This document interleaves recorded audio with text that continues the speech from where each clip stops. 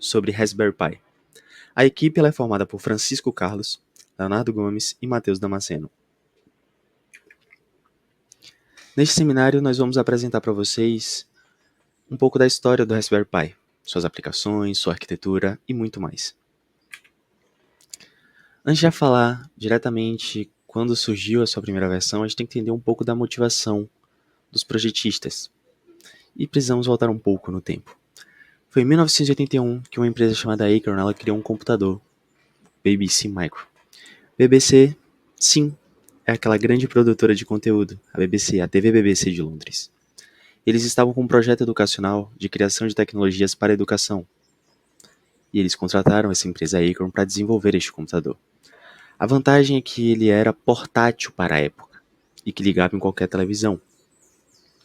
E tinha um foco específico, que era nos jovens, para aquela galera que realmente queria aprender a programar. E muitos jovens eles foram inspirados por esse tipo de computador, inclusive nosso querido Eben Upton. Eben, que foi aluno da Universidade de Cambridge, fez mestrado e doutorado e tornou-se professor de lá. Mas foi em 2006 que Eben fez uma pesquisa. Ele queria entender o porquê que esses jovens não estavam com o mesmo interesse que ele tinha nessa idade com os computadores. E foi dito pela maioria que o computador era algo muito caro. E foi aí que ele teve uma reflexão. Se existisse um computador de baixo custo, o interesse dos alunos aumentaria? E foi aí que ele se juntou com outros professores, outros profissionais da tecnologia, com uma ideia de criar um protótipo de um computador. Protótipo esse que usasse apenas componentes baratos e que pudesse ser portátil. E foi aí que eles criaram um protótipo ABC Micro, um microcomputador, um mini computador, formado por alguns processadores, microcontroladores e era alimentado por pilha. Uma clara homenagem ao BBC Micro. Porém, para evitar dar uma possível dor de cabeça futura, porque a gente está falando de um possível plágio e evitar certos processos, eles quiseram fazer uma outra referência. A própria Acorn, que desenvolveu aquele computador em 1981, tem relação, eles fizeram uma relação a um fruto. Acorn é uma noz, sabe a noz da Era do Gelo, do filme Era do Gelo? Então, é a noz de carvalho. E eles pensaram em fazer uma relação não com um fruto, e sim com uma fruta mais saborosa. E foi daí que eles substituíram o nome de ABC Micro para o Raspberry. O Pi foi uma outra discussão. Eles acharam que nenhuma linguagem de programação iria rodar.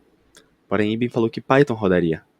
E foi daí, da junção de Raspberry mais Pi, que surgiu a ideia de um mini computador de propósito geral, o Raspberry Pi. Em 2008, foi fundada a Raspberry Pi Foundation, com o propósito de incentivar a educação por meio de seus computadores de baixo custo. E foi em 2008 também que Eben tornou-se o engenheiro responsável de uma empresa, fabricante de processadores, a Broadcom. E foi certamente em 2011 que a sua primeira versão estava concluída. Então, respondendo essa pergunta, sua primeira versão, Raspberry Pi 1B, ela surgiu em 2011, final de 2011 para 2012. E a motivação principal era fornecer um computador que fosse barato e de tamanho reduzido, acessível para fins educacionais. A fundação ela queria criar uma ferramenta acessível para estimular o ensino de programação e eletrônica. As aplicações típicas do Raspberry envolvem aprendizado de programação, servidores web, media centers, aprendizado de máquina, muito mais. Suas principais vantagens incluem ser barato, possuir um tamanho compacto, sua versatilidade e uma comunidade ativa de desenvolvedores. Porém, suas limitações podiam incluir processamento limitado, uma limitação de memória e uma conectividade limitada também. A arquitetura do Raspberry ela é baseada em processadores organizados com núcleos ARM, da família Broadcom BCM, memórias, controladores de periféricos e interfaces de entrada e saída. E como estão organizados internamente os processadores? Aqui nós temos a nossa plaquinha, nosso primeiro microcomputador, o Raspberry Pi, sua primeira versão. Logo no centro aqui, nesse componente aqui mais interno, mais central, nós tínhamos essa aqui é uma tecnologia ARM, e ele é um SoC. Um SoC significa System on Chip, que é um sistema inteiro dentro de um chip. Dentro deste chip aqui nós tínhamos a nossa CPU, a nossa GPU e a memória. Na época, a CPU era de um núcleo com 32 bits, a GPU era uma Video Core 4 e a memória tinha cerca de 512 megas. Este outro componentezinho aqui menor, muitos achavam que era a memória, mas para essa versão ele era um controlador. E na versão inicial ele tinha o papel de controlar o USB e a rede. Falando um pouco agora sobre as saídas, nós tínhamos aqui embaixo, no centro mais embaixo, nossa saída HDMI. Na parte superior, esse tubinho aqui amarelo com cinza era a saída RCA. Ao lado dele, essa saída azul era uma saída de áudio P2. Este componentezinho aqui era uma saída DSI, era uma saída para uma tela externa. Falando um pouco agora sobre os periféricos de entrada e saída, nós tínhamos aqui o nosso USB, à direita. Nós tínhamos esse grandão aqui que era a própria internet. Este componente aqui que parecia muito o DSI, é uma porta chamada CDI, que era para conectar uma câmera. As primeiras versões do Raspberry podiam conectar uma câmera. Nós tínhamos também a saída aqui de força, que é um micro USB. Alguns LEDs aqui em cima e a GPIO. A GPIO são aquelas portas programáveis de entrada e saída de dados, que elas eram utilizadas para gerar uma interface entre os periféricos e os microcontroladores ou microprocessadores. E aqui nós temos uma revisão de tudo que foi falado da placa. Bom, meu nome é Francisco e eu vou falar sobre algumas características do Raspberry Pi.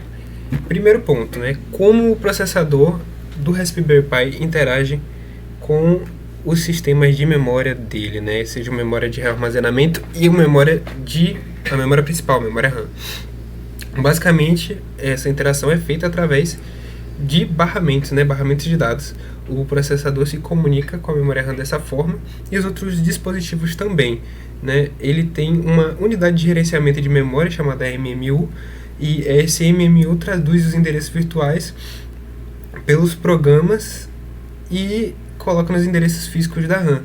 O MMU também permite com que a RAM, os programas e informações escritas na RAM sejam feitas diretamente pelos dispositivos de entrada e saída, o que economiza muito fator de processamento e transforma o nosso Raspberry Pi mais econômico em relação à energia. Isso é necessário também por ser um dispositivo de tamanho bem reduzido, Então, tudo no Raspberry Pi é pensado para ser econômico e é pensado para ser portátil e eficiente também, Portanto, também o processador dele é um processador ARM, São diversos tipos de ARM que ele tem, Porque o Raspberry Pi ele tem a versão 0, a versão 1, 2, 3 e 4 e por isso ele tem processadores diferentes, mas ele tem o seu acesso à memória feito dessa forma, através de barramentos.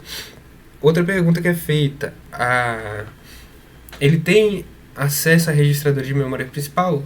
Sim, eles têm acesso a essa memória, a esses registradores, pela forma que foi falado anteriormente. A pergunta também que foi feita é: os processadores lidam com palavras de quantos bits? Depende, O Raspberry Pi ele tem versões diferentes. Na versão 1 e 2 ele tem processadores com palavras de 32 bits e na versão 3 e 4 de 64. A versão Raspberry Pi Zero também é 32 bits. Quantas localidades de memória o processador consegue alocar? Dá ali entre 2 elevado a 32 localidades de memória, que dá um número enorme, eu acredito que 4 bi e mais alguma coisa, que traduziram para uma linguagem mais tranquila dá 4 GB de memória. E os processadores de 64 bits, que é o Cortex A53 e o Cortex A72, ele tem a possibilidade de 12 tri de memória, que é basicamente o dobro, né? É 2 elevado a 64. E dessa forma ele pode armazenar ali em torno de 8 GB. Além de quantas localidades, qual é a maior quantidade de memória de trabalho que ele tem? Ele tem o Raspberry Pi 1 e o Raspberry Pi 0, eles têm até 502 MB de RAM. O Raspberry Pi 2 e 3 tem 1 GB de RAM. E o Raspberry Pi 4 pode ter 2, 4 ou 8 GB de RAM. Isso depende do modelo do Raspberry Pi escolhido. O Raspberry Pi possui suporte para memória cache? Sim. Ele tem a memória cache L1, que é nível 1, que é o mais rápido porque ele é diretamente integrado ao núcleo do processador. Ele tem menor capacidade por conta disso, então geralmente ele vai armazenar ali entre 16 KB e 128 KB. E ele é mais rápido por conta de já ser integrado diretamente no processador, então tem menos gasto de energia para você chegar lá. Já a cache L2, ela é um pouco mais lenta, porém, compensação, ela é um pouco maior, né? Ela pode caber entre 256 KB e 1 MB. E pode ser compartilhada entre vários núcleos do processador ou dedicada a um núcleo só. Possui suporte à memória virtual? Sim. O Raspberry Pi ele tem suporte para memória virtual e a técnica de memória virtual que ele usa é a chamada de swap file. A swap file consiste em um arquivo dentro do Raspberry que ele é feito para armazenar as informações que não couberem na RAM. Então, o Raspberry Pi ele tem um sistema operacional chamado o Raspbian, né, que é basicamente uma mistura entre Debian e Raspberry. E também teve seu nome mudado para RaspOS, mas ele usa o Raspberry Swap File como padrão. Além do Swap File, ele tem o Swap Partition, né, que é basicamente o particionamento do cartão SD, que é o dispositivo de memória de armazenamento do Raspberry, e você particiona ele e define parte desse dispositivo para que ele faça o processamento daquilo que não conseguiu ser armazenado na memória RAM. A gestão da memória virtual. A memória virtual do Raspberry Pi é feita através do kernel do Linux, e ele é feito dessa forma, através do processo de swap, né, o swap file e partition, e ele libera armazenamento ou restringe armazenamento a depender da necessidade e a depender daquilo que foi estabelecido.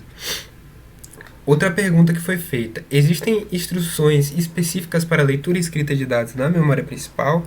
Se sim, quais são essas instruções e como elas funcionam? Existem instruções que nós chamamos de LDR, né, que é Load Register, tem a STR, que é a Store Register, e a Load Multiple e a Store Multiple. A LDR e a STR, a LDR tem o objetivo de ler um valor na memória e colocar em um registrador. Ele calcula o endereço de memória usando a base e o offset, lê o endereço de memória calculado e coloca o valor lido no registrador de destino. O Store Register escreve um valor de registro na memória, ele calcula o endereço de memória usando a base e o offset, lê o valor do registrador de origem e escreve o valor lido no endereço de memória que foi calculado, né? E o multiple, o load multiple e store multiple, faz isso com múltiplas informações. Quais são os passos realizados durante a execução de uma instrução de processadores relacionados? Dos processadores relacionados, no caso, o processador do Raspberry. Ele tem um processo de busca, que é o fetch, que o processador lê a próxima instrução na memória RAM e manda para o registrador de instrução, que é o endereço que vai ser mantido no Program Counter PC. Depois essa informação é decodificada, né? A instrução é armazenada no registrador de instrução decodificada e pelo decodificador de instruções, e nesse processo é determinado qual é o tipo de operação que vai ser realizada e quais são os operandos que vão ser envolvidos. A busca dos operandos, né? O operand fetch. Se for necessário usar alguns operandos, ele vai buscar dentro da memória quais são eles e vai usá-los na etapa, e isso pode incluir a leitura de dados de memória ou cache. A execução, né, que é o execute, a unidade de execução do processador realiza a operação especificada pela instrução, e isso pode incluir várias operações que já são conhecidas por nós, né, que é operações aritméticas, lógicas, operação de movimentação de dados, entre outros. Após isso, ele tem o processo de memory access, né, que é acesso à memória. Se a instrução envolve leitura ou escrita na memória, essa etapa é realizada nesse momento, inclusive as operações de LDR e STR são feitas nesse momento. E aí temos o próximo passo, que é o write back, né, que é a escrita dos resultados. O resultado é inscrito em um registrador de memória, em um registrador ou na memória, se for necessário. E por último, né, ele atualiza o PC, né, o contador de programas, para identificar que aquele programa já foi realizado e iniciar o próximo programa que foi requisitado, a próxima instrução que foi requisitada. Basicamente é assim que funciona o processador e alguns componentes básicos do Raspberry Pi, e eu espero que tenha dado para entender mais ou menos esses questionamentos. Olá, bom dia, boa tarde ou boa noite. Me chamo Matheus Damasceno e hoje vou dar continuidade à apresentação sobre o Raspberry Pi. Primeiramente, como o processador do Raspberry Pi interage com o sistema de entrada e saída? Basicamente, com a ajuda de vários controladores integrados nele, o que geralmente todo mundo já conhece, como está sendo apresentado aqui na imagem, como o sistema de HDMI, USB e de Ethernet, e entre outros. Porém, um que eu tenho que comentar é o de conectividade GPO, que é o General Purpose Input and Output, que basicamente são pinos presentes ali no canto esquerdo da imagem, no qual o Raspberry pode ser programado para ser utilizado como sistema de entrada e saída digital, que basicamente são controlados pelo processador.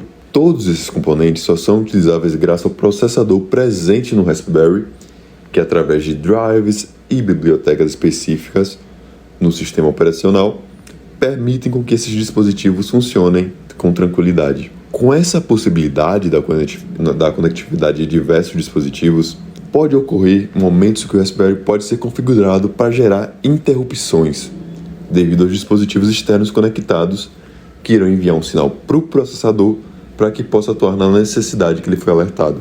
Pode ocorrer em que casos onde a quantidade de dados para ser transferida ser muito grande, pode-se utilizar o DMA, o acesso direto à memória, para que dispositivos externos possam enviar ou receber dados sem necessariamente o trabalho direto do processador. Como não há instruções específicas para SIO na montagem do processador ARM, através de instruções realizadas para o processador, como as instruções de load and store, para processos de input e output em baixo nível, onde é realizada as instruções de load, carregamento, e store, armazenamento, diretamente na memória. Há também as instruções de registradores, no caso a manipulação de tais registradores fornecidos pelo processador ARM, que é verificar os status e controlar os periféricos. Um exemplo disso foi algo que eu falei anteriormente, que seria a configuração de certos pinos do GPO para entrada e saída. Já que estamos falando de dado, como funciona essa comunicação entre entrada e saída? Bom, basicamente através de um fluxo de dados entre periféricos e processador. Primeiro, é necessário que o processador configure os registradores de endereço para se comunicar com o periférico, o que permite o envio ou recebimento de dados do dispositivo. Segundo, os registradores de controle são ajustados para o tipo de operação a ser realizada, que é a operação de leitura ou escrita, vindo também com a quantidade de dados que vão ser transferidos. Na terceira etapa, é quando há realmente a transferência dos dados. Realmente acontece entre processador e dispositivos. É claro que durante essa transferência de dados, pode ocorrer interrupções para alertar o processador sobre procedimentos de prioridade maior no momento. Logo após o fim da operação, o processador vai verificar se há qualquer tarefa adicional para ser realizada. Caso não tenha nenhuma, ele chega assim no final, onde ele volta ao seu estado normal, ele está pronto para realizar novamente outras tarefas. Dependendo do modelo que estivermos falando sobre o processador, pode ser multicore ou multithreading. Alguns modelos mais avançados são multicore, como o P2, P4, P400. Cada núcleo físico é capaz de executar múltiplas tarefas ao mesmo tempo, o que aumenta o desempenho desses modelos em relação aos modelos anteriores, como P0 e P1, que são multithreading, o que permite que os threads presentes nesse processador em execução sejam gerenciados pelo kernel do SO. Falando de SO, o Raspberry é uma plataforma bem versátil em relação a isso, e suporta uma variedade grande de sistemas operacionais, o que torna ele apto para vários usos diferentes, só dependendo da escolha do sistema operacional para o seu uso, como por exemplo o Raspbian, que é o sistema criado e recomendado por Raspberry, baseado no Debian. Além do Raspbian, podemos instalar outros sistemas Linux nele, como Fedora, Arch Linux, entre outros vários. Na questão de utilização do Raspberry Pi para sistemas IoT, pode-se utilizar até mesmo o Windows 10 IoT Core, que é um sistema operacional, um port do Windows, utilizado para sistemas IoT.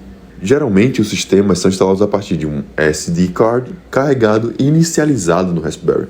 Cada SO no Raspberry é projetado para utilizar o hardware ao todo, como na GPU e as conexões de GPIO. Dependendo do SO carregado, há diferenças no seu desempenho dependendo de qual modelo você está utilizando, tendo em vista, claro, as versões mais recentes de hoje, com processador multicore, apresentam um melhor desempenho. No Raspberry, o processador suporta diferentes modos de operação, porém de forma simplificada, já que se é utilizado o conceito do modo kernel e usuário para controle e acesso de recursos no sistema.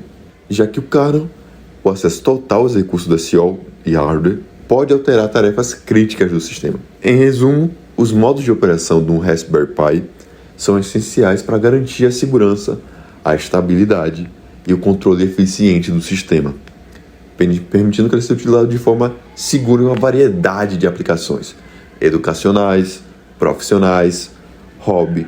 Isso torna o Raspberry um aparelho muito interessante para qualquer uso que você tiver. Assim, concluímos nossa apresentação. Agradeço a todos, muito obrigado, bom dia, boa tarde ou boa noite.